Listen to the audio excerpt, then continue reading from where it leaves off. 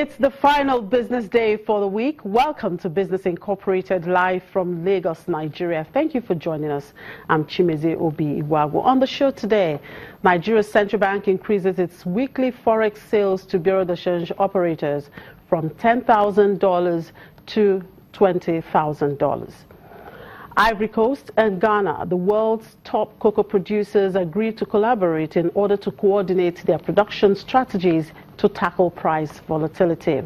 Plus, Angola's inflation slows to 36.52% year-on-year in March from 38.32% in February. Let's get started, and we begin with the markets here in Africa. The Nigerian Stock Exchange and the markets in Egypt were both in the red at intraday trading. NSE was down 0.09%, while Egypt was down 0.23%. The market in Johannesburg remains in the positive territory despite the political tension in that country. The JSE was up 0.03% at intraday. In the meantime, Kenya closed up 0.83% on Wednesday. And in the Middle East, the markets erased some of the previous session's gains as some of the optimism generated by generally positive first quarter results faded. At intraday, all the markets except Saudi Arabia were in the red. Saudi Arabia's index was up 0.04% on the back of banking shares after Saudi British Bank reported an earnings beat. Dubai's index was down 0.88%, with a little under half of the traded shares declining. In Abu Dhabi, real estate shares were the main drag on the index, which was down 0.81%. Qatar was down 0.36%. In the U.S., the stock index futures, they pointed to a lower open today after President Donald Trump said the dollar was getting too strong. Trump's comments sent the dollar reeling, with the greenback hitting its lowest level of the month against a basket of currencies. The remarks also added jitters to an already nervous market as investors continue to weigh where the administration's priorities are. On the earnings front, Citigroup, JP Morgan Chase and Wells Fargo are among companies set to report on Thursday. On the data front, Thursday will see jobless claims and PPI released at 8:30 a.m. Eastern Time, with consumer sentiment set to come out at 10 a.m. Eastern Time. In Asia, the markets there closed mixed today, with Japanese shares dropping amid a stronger yen against the dollar. The benchmark Nikkei 225 declined 0.68%. In South Korea, the Kospi ended higher by 0.93% after the Bank of Korea kept its base rate unchanged at 1.25% on Thursday.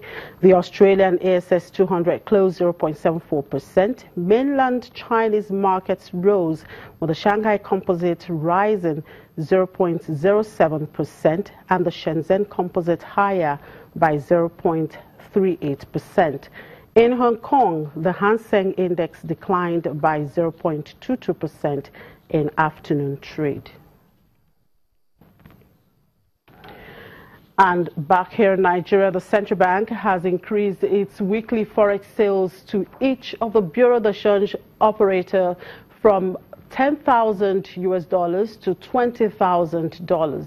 The president of the Association of Bureau de Change firms, Aminu Gwadabe, says the forex retailers have been asked to fund their account with the central bank today and to receive dollars next Tuesday when markets resume after the Easter weekend holiday. 2 weeks ago, the financial regulator reviewed its sales of forex to Bureau de Change from twice weekly to once a week and raises its sales amount from $8,000 to $10,000 per retailer. This is the third move this week by the central bank in making the FX market more flexible and ease restrictions. On to the interbank market, the central bank, in its continued bid to boost liquidity, has injected another $100 million in spot delivery. Let's get a sense of how all of these are playing out in the currency market. Lekor Ido, FX dealer with Wema Bank, joins me now. Or while we wait to get connected to Leko, let's look at Unilever Nigeria PLC.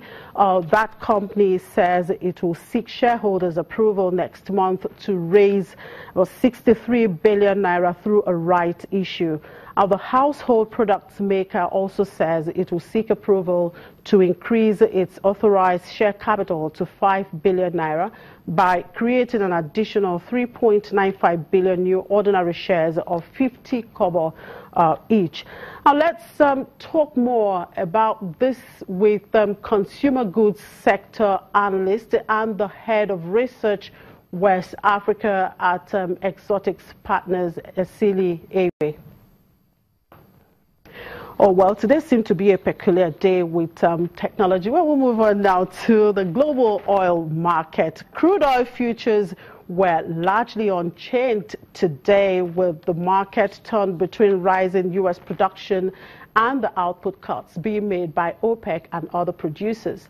Benchmark Brent crude futures were flat at $55.86 a barrel. The market had climbed to a one-month high of $56.65 on Wednesday before losing ground. U.S. West Texas Intermediate crude futures were down 6 cents to $53.05 a barrel.